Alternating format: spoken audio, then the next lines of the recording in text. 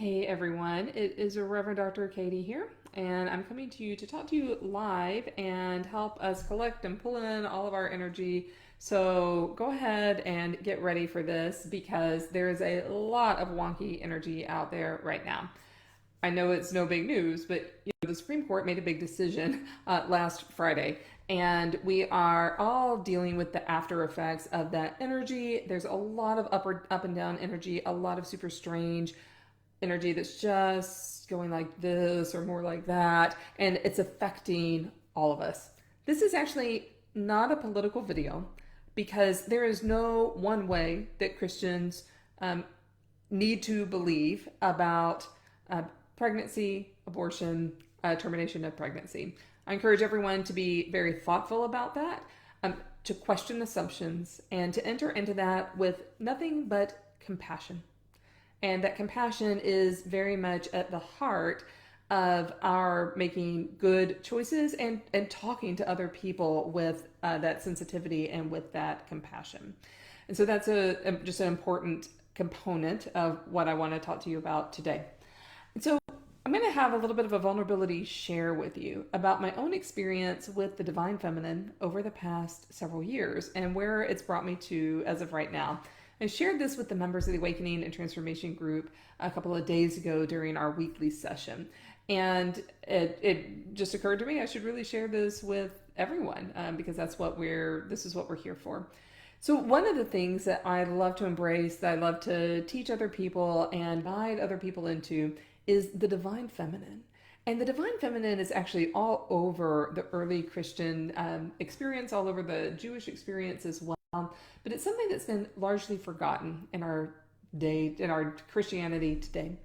The divine feminine is embracing those things that we give the label feminine to. They could easily have another label, but that's the label that we've given them, that help us tap into our deepest compassion, our deepest healing, our deepest self-healing. The nurturing component of God is all part of the divine feminine. And the divine feminine helps us figure out what beliefs aren't serving us anymore that we can let go of, and helps give us new beliefs or new patterns or new ways of tapping in to that divine energy. And several years ago, I was at a conference, and at the end of the conference, I just stopped in the bar to have like a glass of wine before I went up to my room. And there was someone who was next to me, and he was really, really drunk. Now I was partnered at the time. My spouse and I had already been together for many years at this point in time. I was not looking for any companionship, but I was just being polite. Yes, hi, how are you? Yes, I'm here for this reason. You're here for that reason. But he was really drunk, and after about 3 minutes, it became clear how drunk he was because he kept repeating himself and asking me the same questions. But he was getting closer and closer and closer to me. And I was so taken aback, I didn't quite have the presence of mind to say, you need to step back or you need to step to the side. And I wasn't in the frame of mind where I was like trying to be really polite or anything like that. I was just really taken aback. And that's the kind of circumstance that I'm sure many of us have been in. Maybe you can identify with that. I didn't quite have the presence of mind of like how to respond right then and there. And then he put his hand on my back, which was really presumptuous, really rude, and really invaded my personal space. I did not like that at all. I got up to leave, and then right as I did, my sweater fell to the ground, and I was in this really awkward and vulnerable position of having to like bend down and scoop up the sweater. I think you all know how that could make you feel. It does not feel good because I was putting myself even more in kind of a display for this really, really drunk man. I got back to my room and I was very bothered by the whole thing. And he said a lot of inappropriate things because, like I said, he was really drunk. He's probably still hungover, honestly. I actually ended up he told me every detail of his life in way too much detail, more than I wanted to know in the like 10 minutes I was around him. I actually ended up sending him an email later that day or probably the next day that just said, you probably don't remember me. I'm sure he didn't. But you need to know you had a long encounter with you at this hotel bar and you were really drunk and you might need to seek help for that. And don't respond to this email, but you made me really, really uncomfortable. So actually kind of reclaimed some of my power there. And that's what the divine feminine is all about. So it is about this nurturing, compassionate energy, but it's also about this power energy, reclaiming our power and claiming that in new ways for ourselves. And that is part of your divine makeup. And if Christ did nothing else, which he did a lot else, but we see that Christ consistently empowers women in his circles. He consistently empowers and affirms them and their sexuality over and over and over. And that is a beautiful part to me of being a Christian. And that's why, as a Christian, I actually love talking about the divine feminine because, hello, it's all there. And it's something that Jesus embraced and Jesus empowered.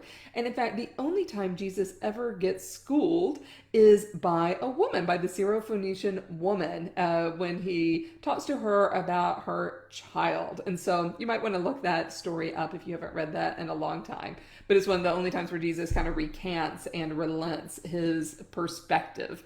And so Jesus actually shows us that he was capable of learning and of embracing things in new ways. But this bothersome interaction that I had with this very drunk man in the bar led me on a path of self-discovery. I was so bothered by it, I actually reached out to a therapist to work on this. It was right that I was bothered, but I ended up wanting to explore more of that. So I was working on this with a therapist and diving into the reasons why this was so triggering for me. I'm sure many of you can relate.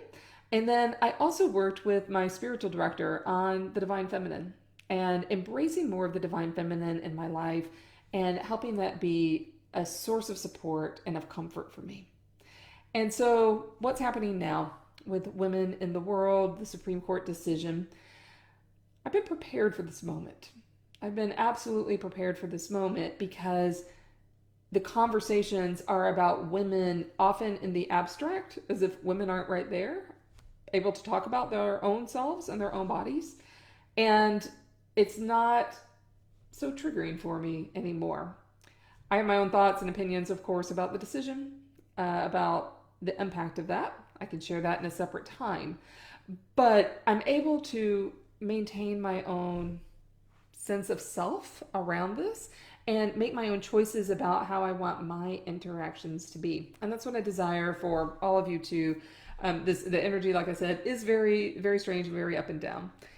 On Friday, I just needed to go and center and calm myself from all of this collective energy for a little while. And I drew a card for myself. And I think you all know, many of you at least, will know of my great affection and affinity for Bridget. And the card that I drew was Bridget. And then I drew it again for my group on Sunday. So Bridget is definitely here helping us as one guide, as one ascended master to help us with this energy. So we will be having I will be inviting anyone who can, into a call on a Friday at 5:30 my time, which will be 9:30 a.m. Pacific, 12:30 p.m. Eastern. If you're on my email list, you're going to get a lot of communications about that, so I'll start sending those out tomorrow. Everyone is invited. If you sign up for it, I'll go ahead and put you on a replay list as well. We will be centering ourselves. We will not be talking politics. We will be acknowledging the weird energy out there. We will be centering ourselves. We will be entering into maybe a new relationship with the divine feminine. And so that will be available for everyone. And I'll send all the communications about that in the very, very near future. If there's anything I can do to help you, to serve you in the meantime, please reach out anytime. You can always send me a private message. I would be delighted to talk with you. And if you are wanting to explore the divine feminine, if this is sending you on a little nudge in your soul, like, that sounds like something that is needed in my life, let me know, and I'll tell you about different ways that I help people access that. Blessings to all of you. So grateful for you, for your presence in the world, for your claiming power over your own soul. It's so important. I'm just so thrilled we're all here doing this together. And I will talk to everyone really, really soon. Bye.